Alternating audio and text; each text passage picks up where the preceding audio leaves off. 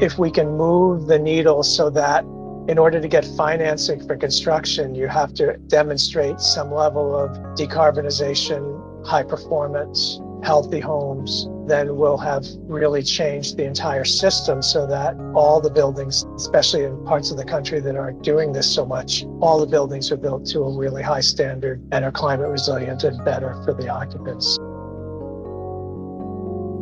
Welcome to Building Well, Sustainable Homes, Equitable Communities, your new podcast from New Ecology. Join us as we explore real-life stories from key players in green building and community development. We'll examine exciting new innovations, highlighting practical solutions for creating more affordable, healthier, more resilient, equitable communities. We're building well together. Welcome to the Building Well podcast by New Ecology, celebrating 25 years of sustainable community development. We're so excited to have you here with us for our very first episode of this podcast. It's our pleasure to be talking to you here today for this foundational episode of what we hope will become your number one source for sustainability and green building related news, discussions, and updates. My name is Michelle Moran. I'm the Senior Associate of Marketing here at New Ecology. I'm joined by my co-host, Alina Michailevich, Principal Director of Finance. Today we have a very special guest here to help us inaugurate this podcast. He's been a superstar in sustainable community development and affordable housing for over 20 years. His vision and expertise have helped not only to shape the industry, but he has also helped improve many, many lives, including ours. It is with great pleasure that we welcome Ed Connolly, President of New Ecology. Hi, Ed. Thanks for joining us. Oh, it's my pleasure.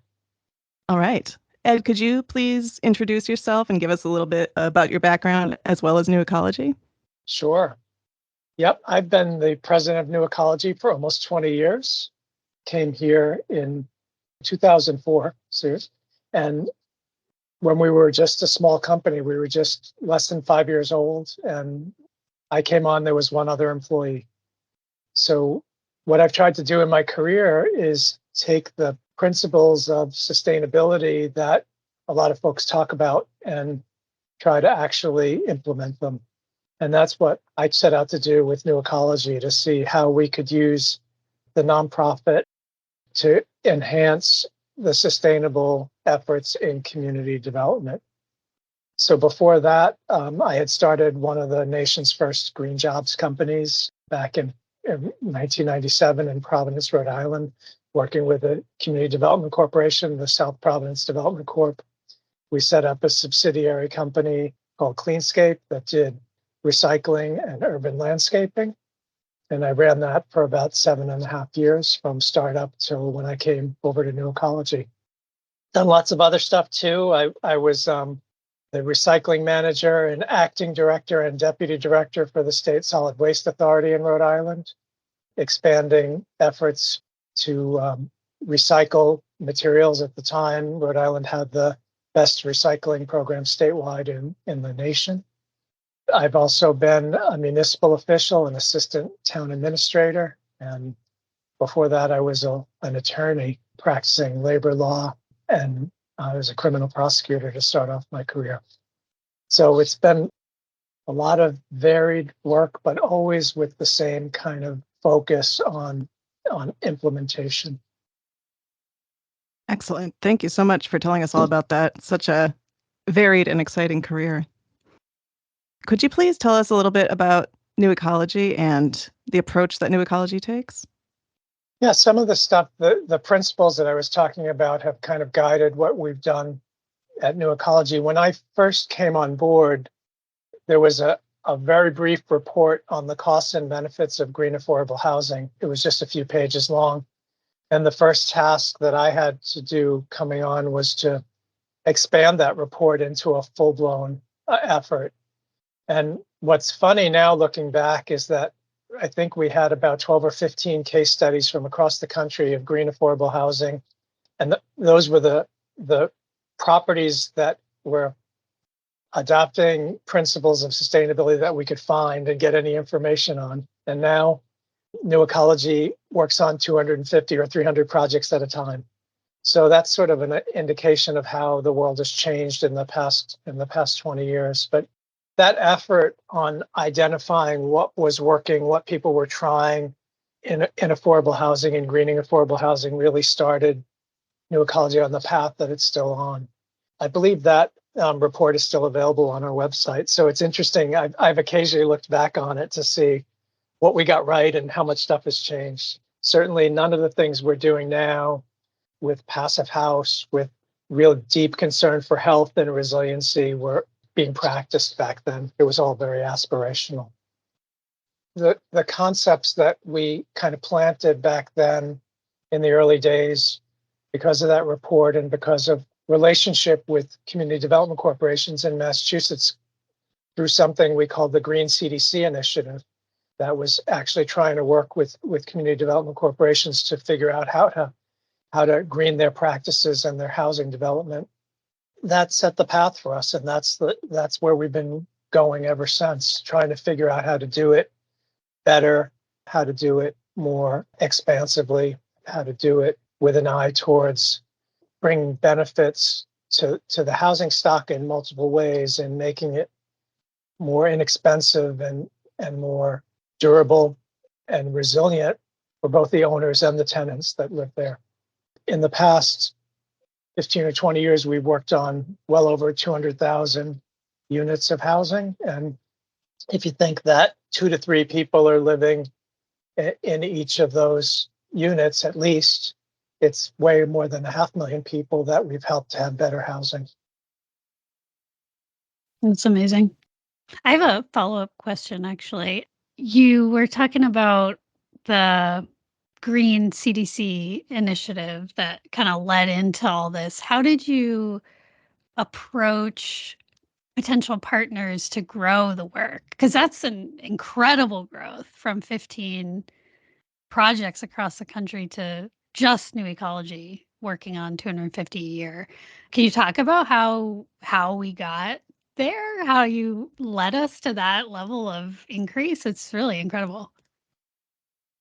You know what I always have told people, especially a lot of the students that we worked with, interns early on when we didn't have a very big staff, was that if we were going to be successful, we had to demonstrate why what we were advocating was better than common practice or existing practice.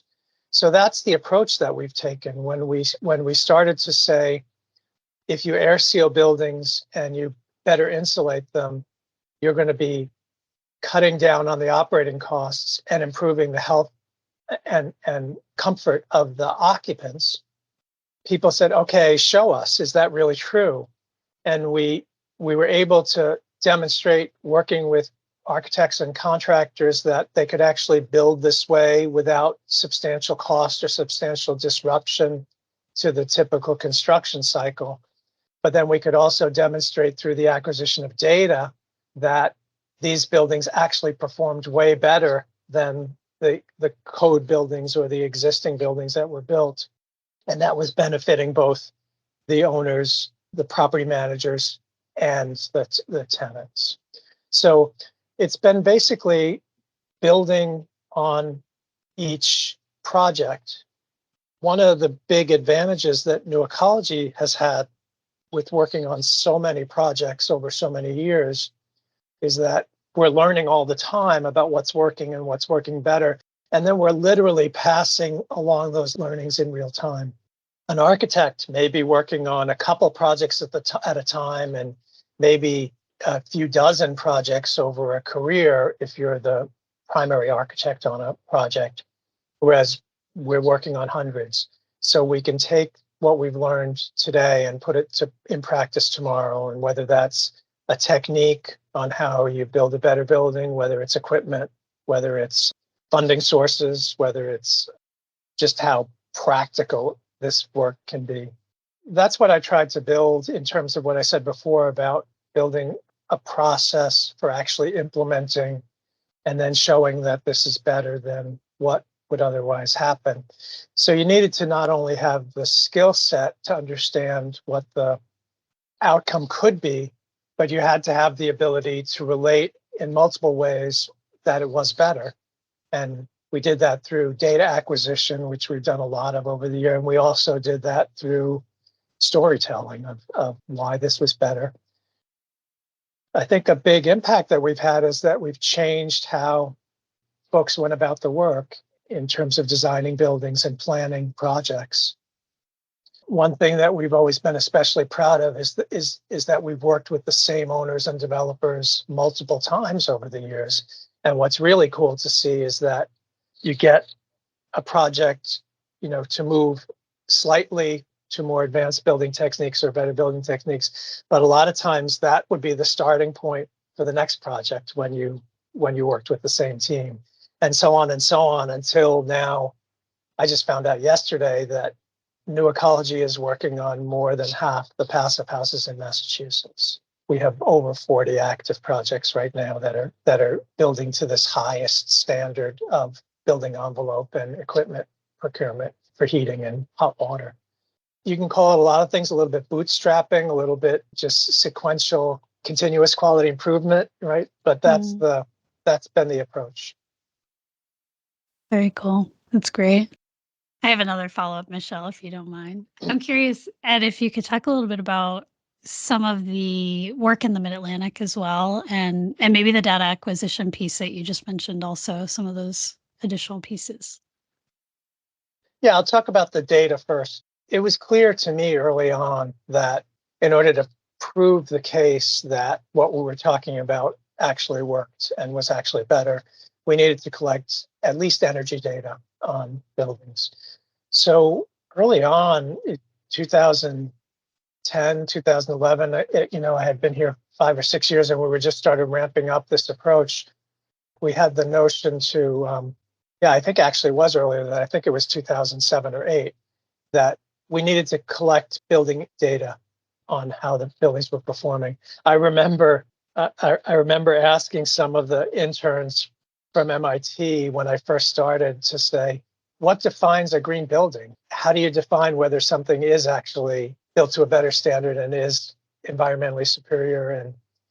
And nobody could answer that question at the time. So that led us to say, all right, let's measure what we're doing. Let's get utility data and figure out if these buildings are actually better. So we started to do that in spreadsheets and realized, like, oh my God, this is impossible to do in a spreadsheet. I love spreadsheets, but I can imagine. So we teamed up with another young MIT graduate, Barun Singh, who had an idea of creating a database of building energy. And we formed what eventually became WeGoWise and started to collect data and develop the software tools and the graphic interface to make that usable and attractive to people. And we were able to eventually gather the data on much of the affordable housing in both Massachusetts and Connecticut and populate that database. And then we could start to show absolutely what percentage these buildings were performing better, how much lower the cost they were to operate. Some of the other stuff was harder to measure, like the health benefits. You can't just get a utility bill and measure health benefits. But we actually did, working with Harvard School of Public Health on some projects, come up with ways to start to measure health benefits too. And those are seminal studies that were done on the Old Colony Project in South Boston, showing before and after what the impact of the sustainability high performance practices we were advocating for, what the impact was. It actually showed that children missed less school when they lived in the buildings that we had helped build because their asthma was better, because there was less toxic material, there was better ventilation, less use of pesticides, things that could trigger asthma. So that if you think about that the kids miss less school, the parents miss less work because the kids miss less school, and that brings stability to families and to neighborhoods. So especially proud that that's the impact of what we did. But always measuring, having ways to talk about what this performance actually was in these new buildings. Now we see the passive house buildings, and they're kind of off the charts, like they're performing at levels that we never dreamed of when we started off, just begging people to do basic Energy Star buildings. Wow, cool. And what was the second question? Some of the work we're doing in the Mid-Atlantic. Oh, the Mid-Atlantic. Yeah. So, some some of what we were doing here was being recognized around the country. When we did publish that cost and benefits of green affordable housing report, I think I must have done 100 lectures on it all across the country. I kept getting invited to conferences and to universities to talk about what we had learned. Because of that, people started to take notice and said, can we copy this? Can we expand it? And we raised funds, grant funds, to be able to take what we learned in Boston and Massachusetts and bring it other places. We started off with Connecticut, and we helped to advance their green building movement. We had an office in Hartford, which we eventually closed because we could handle the work from Boston. Ultimately, we decided to open offices in the Mid-Atlantic because of the opportunities both in Delaware and Maryland. So we have an office in Baltimore and in Wilmington now. And we've taken the same approach. This work is very hyper local. You can have the theory behind it that could apply anywhere, but in order to really convince people in a place that they should use the practices we've developed and talk about, you need to get to know them. You need to get to show that this works. So having people located in cities like Wilmington and Baltimore able to explain why we do this, able to show results is how we started to expand. The work ends up being slightly different in every place you're at because it's affected by zoning, by building codes, by politics, by utility programs, by housing finance agency priorities. So from a big picture, it looks the same. We're building green affordable housing, but how we're doing it is slightly different in each region. The work in Delaware has focused on developing programs to renovate existing housing and to bring green practices to newly constructed housing. So some of it is very similar to what we do in Boston, Massachusetts, but some of it is different. One big thing that's different is that a city like Wilmington is underdeveloped, is under-resourced, has a lot of vacant land and vacant housing, unlike some of the more prosperous cities. So taking an approach of working with local actors, with community development corporations, with city government, with property owners to improve non-regulated affordable housing, naturally occurring affordable housing, or NOAA, is a big part of what we do in Delaware and much less a part of what we do in Massachusetts. Baltimore has focused on working with architecture firms to have their skill set brought up, working with the state Department of Housing and Community Development to bring techniques, processes, experience to the housing development field there. So I don't have the numbers for exactly how many of the 200,000+ are in the Mid-Atlantic, but it's a big growing number of units that we're working on there. Thanks, Ed. I'm just going to do a little plug here because it will be happening by the time this podcast is out. Some of our Wilmington staff are partnering with AIA Delaware over the next few months to do a series of lectures on high performance building. We'll link this in the documentation on this podcast, but we're looking forward to those. Ed, I would like to go back just a little bit to when you were talking about the data measuring and acquisition work that New Ecology does. I was struck by the phrase you said, we're always measuring, which is exactly, we're always measuring everything that we do. And I was thinking about how this ties into the storytelling aspect you were talking about, in the beginning stages of New Ecology's development. Has this data acquisition and the greater availability of data had an impact on both our storytelling and how that ties into our partnerships and client base and everything? Yeah, absolutely. It's not one thing. It's sort of like layers of multiple things. So when you can demonstrate to an owner of a building that using the techniques we've developed is going to save them a bunch of money on heating, for example, then the way we've often done it is tell a story about how this worked for another owner and saying, like, well, we did this in this location and we showed a 25 or 30 or 40% reduction in costs. And we can share that data with you in form of a case study, or we can get permission from the other owner to show you what's happened. So it's conversation and storytelling and advocacy and persuasion all rolled up into one. One of our hallmarks as an organization is to be able to talk from results, to be able to say, we're not just theorizing or making this up, we can demonstrate that this works. So we would do like little mini studies of comparing similar type structures built to code or built to Energy Star or built to LEED or built to Enterprise Green Communities standards and be able to show what that meant in terms of operations. We've often tried to gather more operating information too, and that's hard because a lot of the data isn't kept the same way by organizations. But we do believe that there's been reduction in maintenance costs from a lot of what we've done too. You often talk about the energy use in green buildings, but it's certainly not the only benefit.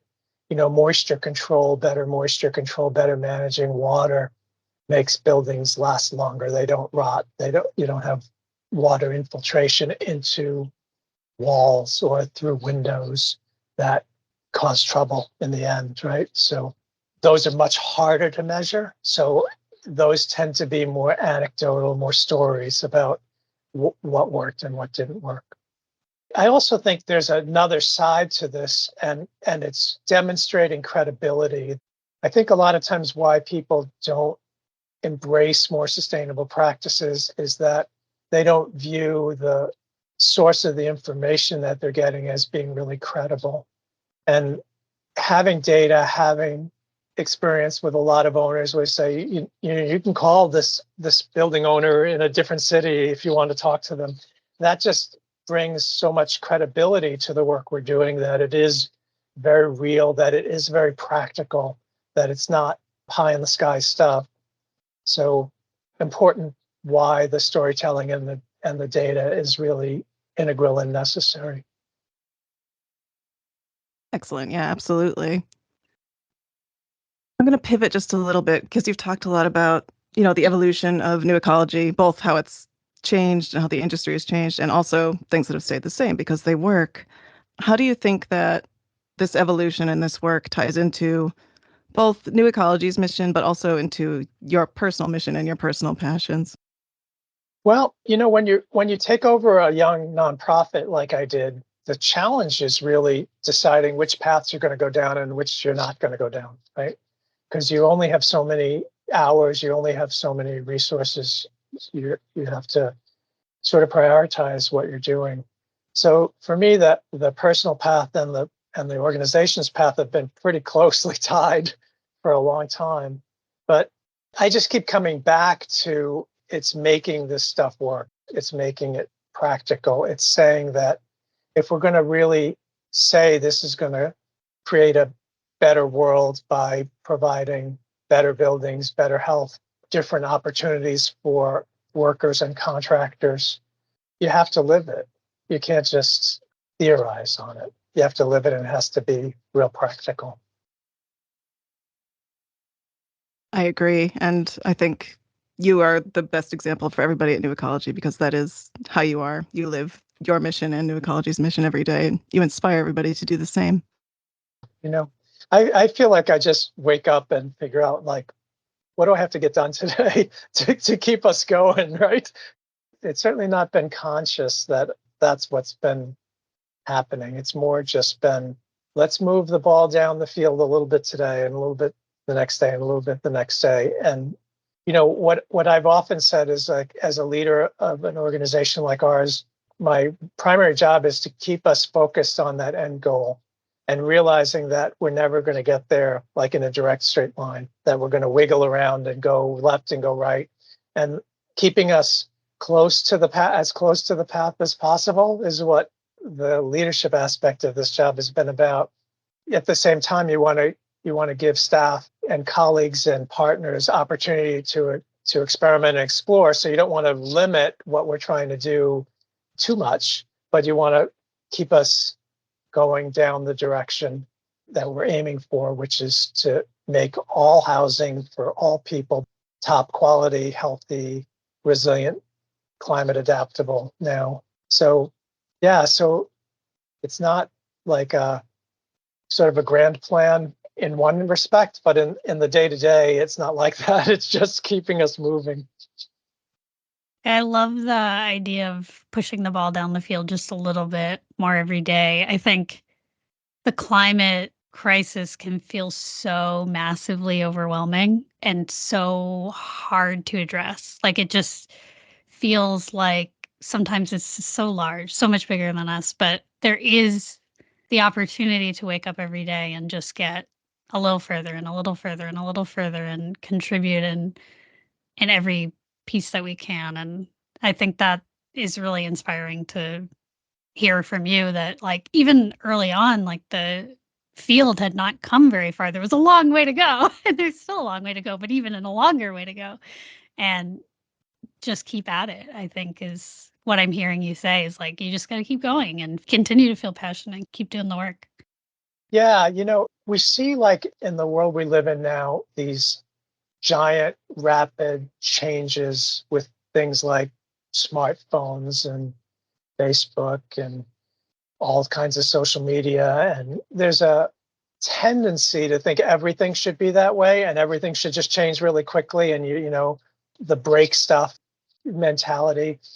But that's not how most things work, right? That's how these high profile things have happened. But in an industry that's as old and established and conservative as buildings, as construction, you're not going to affect change that way. You're going to have to do what we've just been talking about, like do it a little bit at a time and show why it's better, and then do it a little bit at a time and show why it's better. And as individuals, to go back to Michelle's question, like that's all we can do. We can't wave a magic wand and change all the things that we would like to see changed. We can certainly rant about it, but that's not going to really make it happen, right? What's going to make it happen is concerted effort, really high levels of competence, real sincere passion that this is good for everybody, and then developing and hiring a team and motivating a team that feels the same way and wants to work together to do this. So that's been a critical part of what we've done at New Ecology, is develop a team that's feeding off each other all the time. When we have the costs and benefits of green affordable housing report, one or two people could know pretty much all the issues at a pretty high level. It's been a long time since that's been true. The only way this works is if there's a team that's working really closely together, bringing different skill sets, bringing different eyes on the job, different approaches, and working together.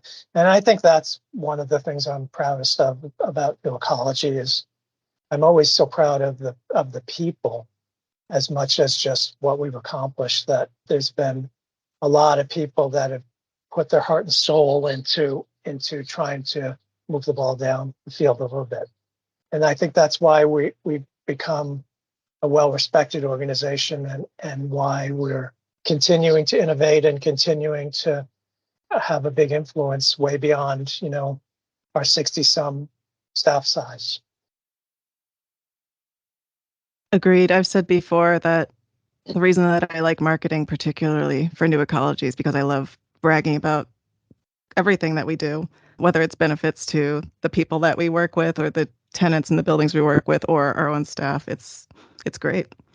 On that line, Ed, I was wondering about any advice you might have for either somebody just starting out in this field now, somebody that's seeing this massive heap ahead of them that they might have to overcome, or maybe somebody that's established in the field and is feeling either a little disgruntled or like they don't know where to go or how to keep going.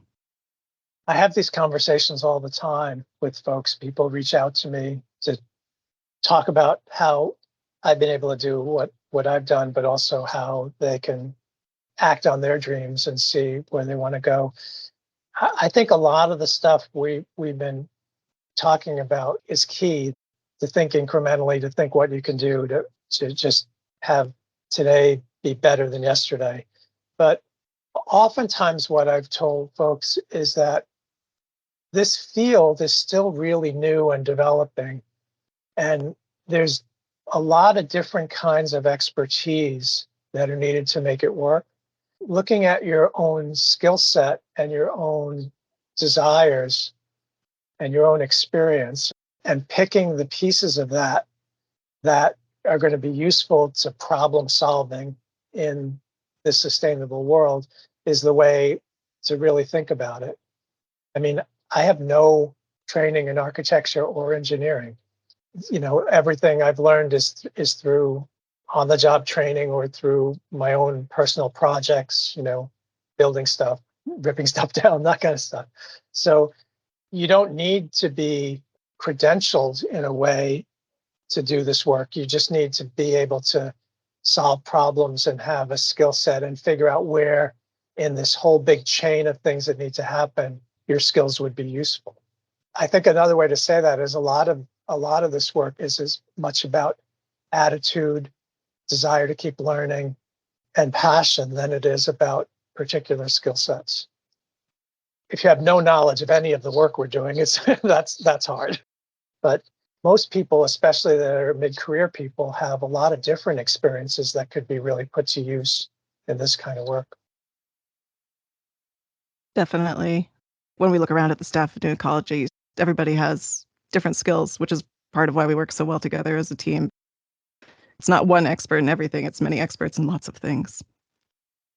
And when in hiring folks, what I've always looked for is obviously being intelligent and having a great desire to do this work, but also having the personality that you wanted to be part of a team and not be just out there on your own. It's purposeful that our staff is that way because I think it was the kind of team that we really needed in order to do what we've done. I was thinking about what you said about the continuous learning. And we've had members of our staff before who have been in the field for years, and they talk about a building as almost like a human body. And they're almost like the doctors, the diagnosticians. So if you think about a doctor, they will have to employ continuous learning throughout their career if they want to stay up to date. And it's somewhat similar in our field. Things are changing, science is changing. We're always getting new data, as you've talked about before. So it's imperative to keep up, and it's nice that at New Ecology that's not only encouraged, but you have to. Yeah, I think it's important on a bunch of different levels. Part of what I thought my role is to create careers for folks too, not just get the job done. And if you want to do this for a career, you're not going to be doing the same thing for 20 or 30 years. You're going to be evolving. So the way to evolve is to keep learning and to keep learning new skills and see how you apply them. I've never been afraid that people are going to learn things from at New Ecology and then just leave and take them someplace else. And on the other hand, I've always thought it's great if somebody learns how to be a green building project manager, for example, and then goes in-house into a developer, then we've had even more influence about what we're doing. So it's not necessarily a bad thing that we've trained and taught people how to do this work and then have them go do it elsewhere. Curiosity and desire to keep solving problems and learning to solve problems is what makes this work. The work I described when we were just starting out, we're doing things that are just so different now than we did then. And we've had to just learn it. An early story from when we were just 3 employees, myself and Lauren Bauman and Allison Corwin, we got a opportunity to do our first lead job. And it came from an established firm that had been doing lead projects and it was a supermarket and they couldn't get it to be lead certified. So we said, how hard can this be? Let's give it a try. And that's how we learned how to do lead projects. We just jumped into one and started trying to figure out what it took to do it and how the interactions with the owners and the contractors, the architects, what would work in order to get these projects to get certification. So we didn't know how to do it when we first started to do it, but we were just fearless that we could figure it out. And that sort of spirit has just stayed at New Ecology for the longest time, that we're not daunted by things that we don't know the answer to that we can figure out. I remember like distinctly when I got to a point in this work where at first it was petrifying, like you're going to give architects advice on how to build their building, and I'm a lawyer, right? Like I wouldn't do that. But I remember, getting to the point where I was like, oh my God, I know as much about this as anybody else now. So it's okay to start saying, I don't know the answer to that, but we'll go figure it out. And that was an important kind of advancement for the organization where we got to the point overall that we were knowledgeable, but also, humble that we didn't have all the answers, and that part of the work is to figure out what you don't know. So that ties in. You need a staff that wants to think that way. You need a whole team that wants to really figure things out that they don't know. Is that why you personally interview everybody? It's part of the reason, right? I think I've interviewed so many people over the years that I've gotten. I think you guys probably remember some crazy offbeat question I asked you in your interviews. Like, I don't follow a script. I just wanted to see what makes you tick, right? And whether you can demonstrate the kind of characteristics that we just talked about for really wanting to learn new things, really wanting to push the envelope, really wanting to figure out how things worked and what you could do to move the work along. So I don't have like one way that I've done that at all, but it's very tied to close listening to what people are saying when you give them a generic question and following these trails to see where they lead. I remember one person, the new Ecology employee, that was talking about their experience teaching overseas and desire to be in green building, but not a lot of experience. And somehow I got him to talk about how he had taken the transmission out of his car and bought some manuals and figured out how to rebuild the transmission and put it back in. And I was like, okay, you've never done green building work, but if you're not afraid to do that and you've got the approach, the mental approach that you'll do that, then you'll be successful at New Ecology. So that's why I would interview people. Plus, I also think it's important for an organization that all the staff knows the leadership and they're not intimidated to talk to me or any of the senior staff at the organization. So establishing that from the get-go I always thought was a good idea. All right, let's have some fun. What are some things throughout your career at New Ecology or in this industry that have surprised you the most, either in a good way or a bad way? Ooh, that's a hard question. There's a couple of things that start to come to mind. I'll start talking and see where it goes. But one thing we've learned a lot that still surprises me is that the way we build our buildings and operate them is often divorced from each other. So that you see companies have a development arm that is responsible for getting the building built, and they turn it over to the operations arm that's responsible for running it.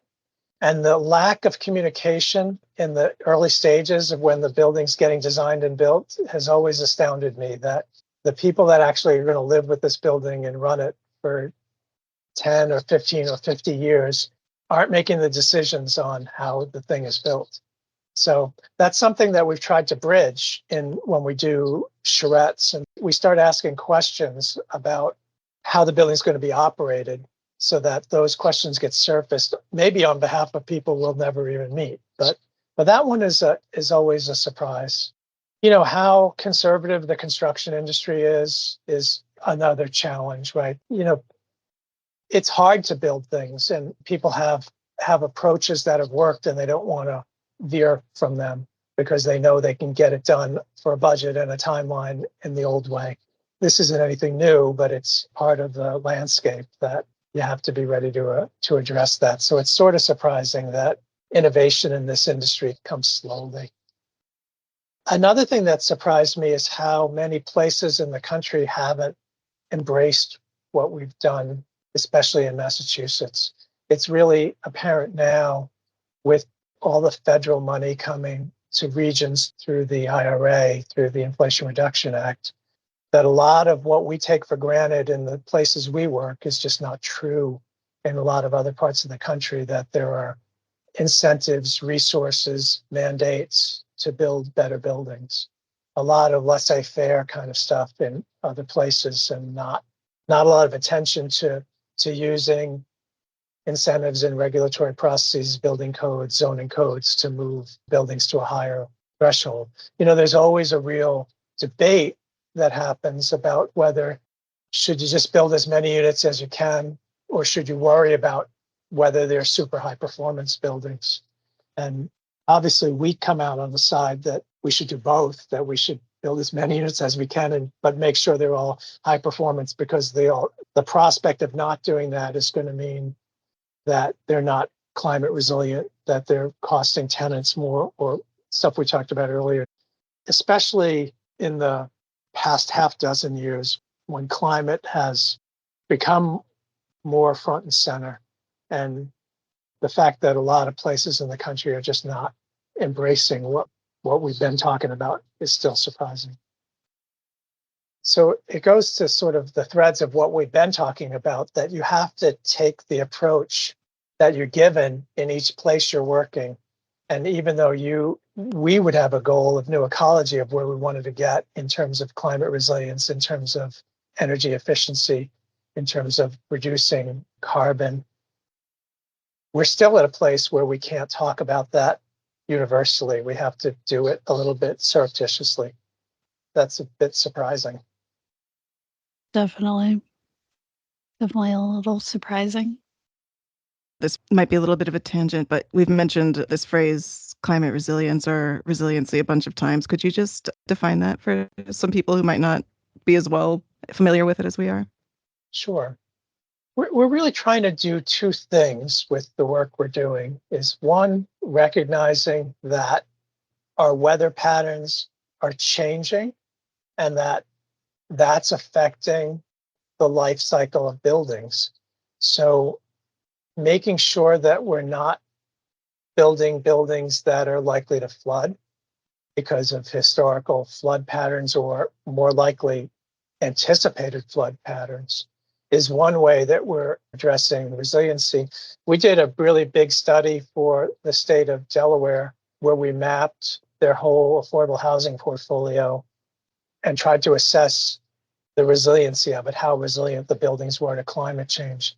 And what was real interesting, we expected there to be, because coastal state, we expected sea level rise to be the biggest concern, but it actually wasn't. The biggest concern turns out to be that elderly, especially elderly households, would have severe consequences during power outages when they lost air conditioning, and the risk of heat. Excessive heat was really the risk. When we talk about resiliency, we're talking about designing buildings so that they can endure the kinds of disruption that we're expecting to happen as the weather changes. And sometimes it's flooding, sometimes it's power loss, isolation from if you might not be flooded yourself as a building, but you might not be able to get anywhere out of it because all the area around you is flooded. So what do? Some of the techniques that we're talking about, like passive house building envelopes, they're sold in one respect in terms of energy use, low energy use. But on the other hand, even in a cold climate, those buildings can maintain comfort for days without heat because they're so well insulated. So preparing for disruption is a big part of what we talk about with resiliency. Another whole aspect is decarbonization. We're trying to move to a world where we're not emitting carbon to have power, to drive our cars, to fly our planes, to heat our homes. So thinking about how we make it possible for people to decarbonize their buildings by electrifying them over a period of time, especially in occupied buildings, is a really critical thing. So we're thinking about resiliency in a bunch of different ways in terms of that survivability in a sense of the building, but then also long-term operations of the building. And there are other nuances to it as well. So those are two big ones. Thank you. So, Ed, what are some of your proudest moments or achievements over the past 20 or so years that you've been involved with New Ecology in this industry? I think a lot in terms of the people that I've helped to move and change this field, that echoing some of the stuff we talked about before, this is not a solo act. You can't do this with one person. We need to develop armies of people that want to do this work and are capable of doing it and understand it. So I think what I'm proudest of is how many people New Ecology has worked with, has trained, has influenced, from policymakers to building owners, just to our staff, to the staffs of other organizations. If there's any kind of long-term sort of success, it's that. It's, the buildings will be here 50 or 100 years and then they'll be gone. But hopefully the people that have been influenced by this approach will each go out and influence other people and other people and other people, and that will just keep growing.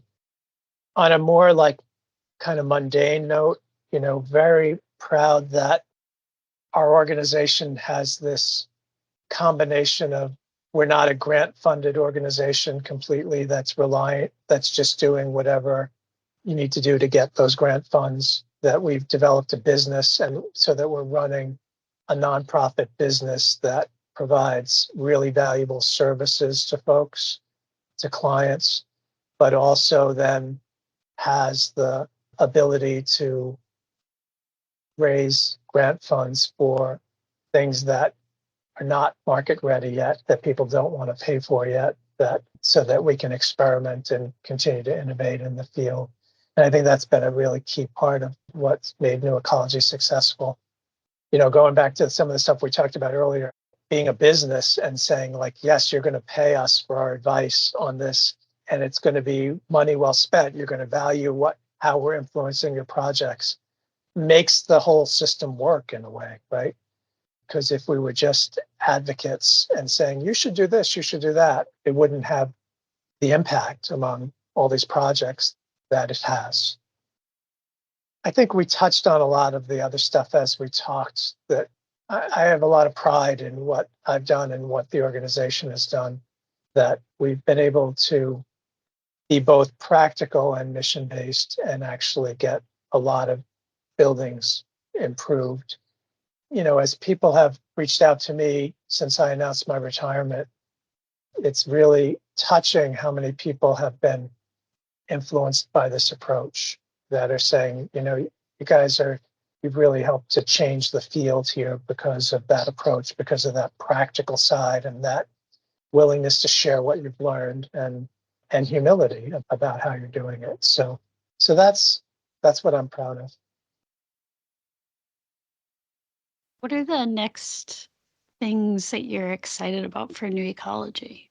I know you're retiring, but you see us on this trajectory. What are you really looking forward to seeing New Ecology achieve, or going into new areas, those kinds of things? Yeah. Well, I think there's a bunch to be really excited about. The fact that what we mentioned before, that we've got all these passive houses, more than half the passive houses. So continuing that expansion, like that's basically the ultimate building envelope. You're not going to build better than that. So making that standard and training all the people that need to be trained to make that just the way of doing business, the architects, the contractors, the subcontractors, the building owners, the tenants, and how you live in these buildings. That's something that I think is going to continue to just grow and expand and be really important. And as we'll figure out even better ways to do it less expensively, to incorporate new equipment. So that I think is huge. I think another one is the focus on decarbonizing existing buildings. How do you get old buildings, especially in old cities like in the Northeast or the upper Midwest, how do you get those cities to gradually change over all their buildings to be zero carbon? We've reorganized ourselves over the past year and a half to be able to attack this problem. at New Ecology, and we're starting to have some really good early success in the approaches. But I think this is where the action's going to be. I actually remember part of why we started WeGoWise way back was that I remember in our old office in Cambridge one day just staring out the window, looking at all the buildings that I could see from the office in Central Square and thinking to myself, oh my God, like the real challenge is not how you build a new building to a really high standard. It's how you get all these old buildings to this standard.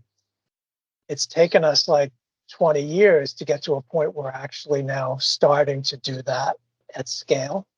So I think that's super exciting. And the same techniques we've been talking about are going to be what gets it done. We're going to have to experiment. We're going to have to raise money to do experimental things. We're going to have to be trusted advisors to folks. We're going to have to measure that what we're doing is actually working and use that data and anecdotes to convince other people to do it.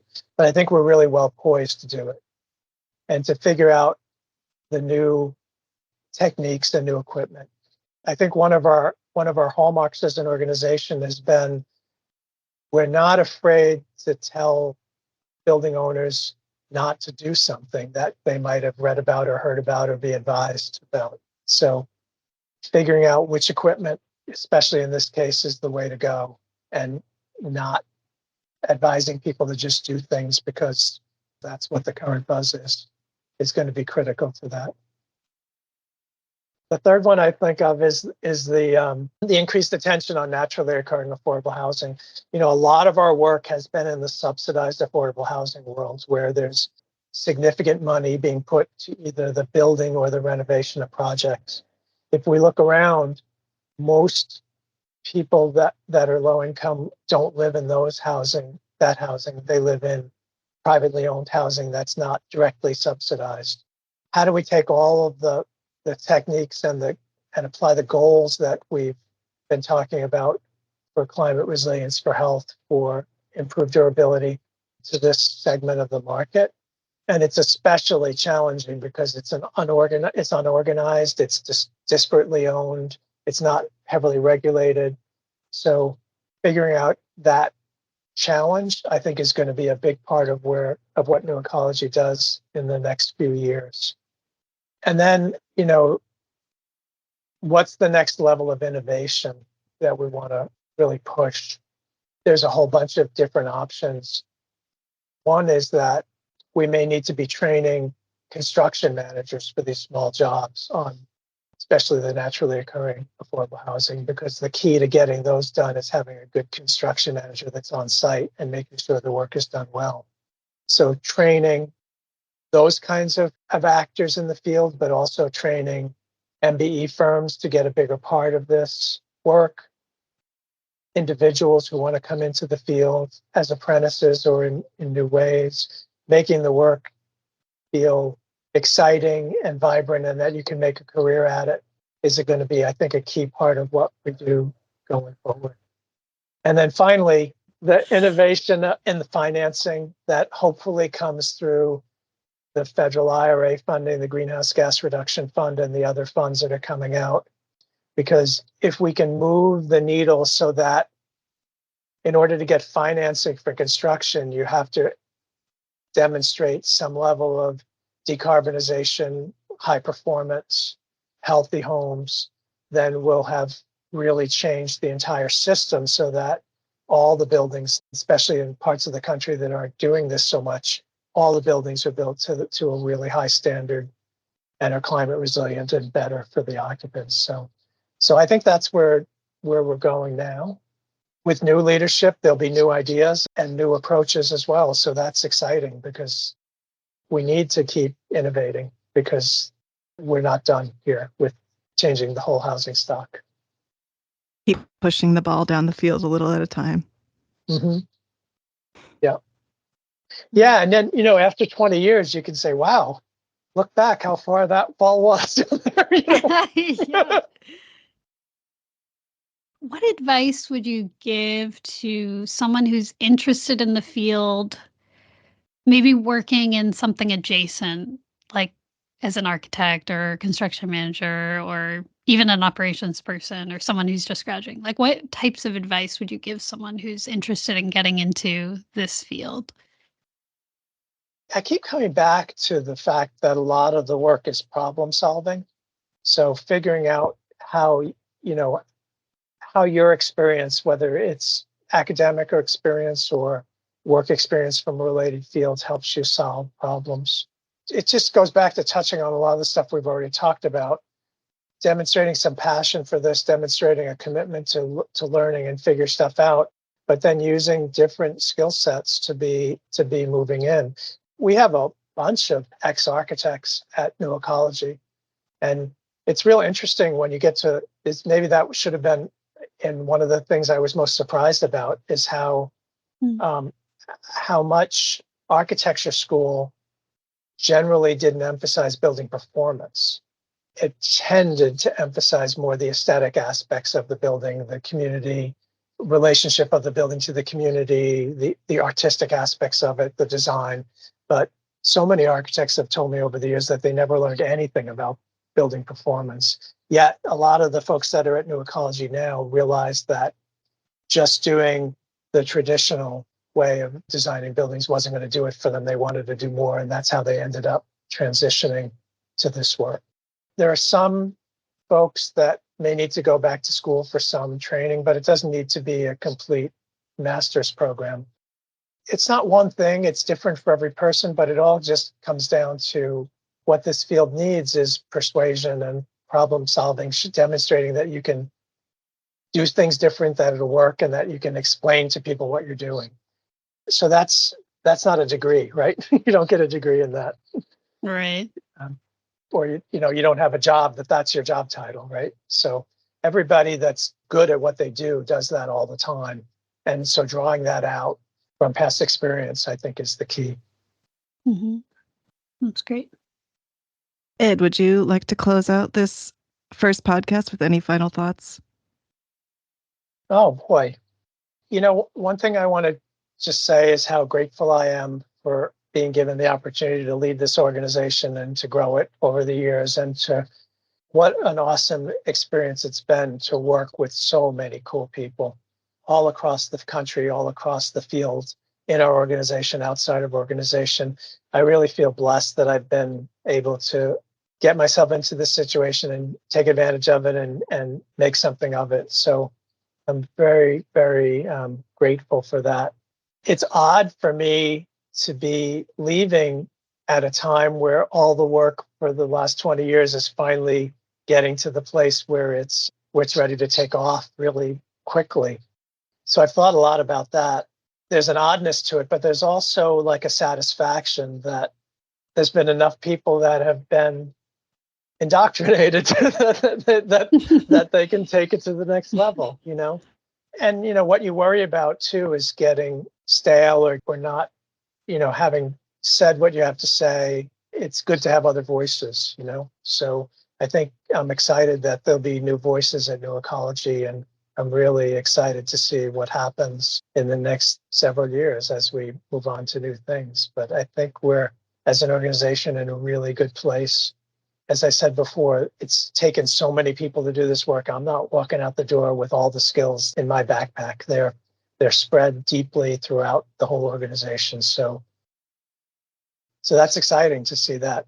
It's exciting also to be able to watch it and not have to do it. So Yeah.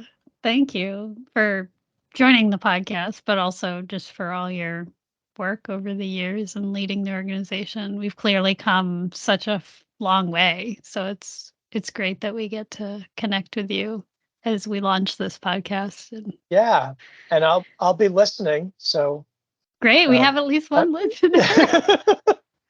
Awesome. Yeah, I think this is really exciting. That one thing that I always wanted to do and never really had the resources at the time is to spread our message broader and wider. So I'm glad you guys are taking this on, and maybe I'll be on the editorial board. Who knows? So Sounds great. Thanks for the chance to talk about what I've learned. There's always a spot for you on this podcast, Ed. Okay, that has been the Building Well podcast by New Ecology, 25 years of sustainable community development. Thank you to my co-host, Alina Michaelevich, and our guest today, Ed Connolly, the president of New Ecology. To learn more about some of what we've spoken about today, please check out our website, newecology.org, or you can find us on social media, Instagram, LinkedIn, or Twitter at New Ecology Inc. And we look forward to seeing you in the next podcast. Thank you.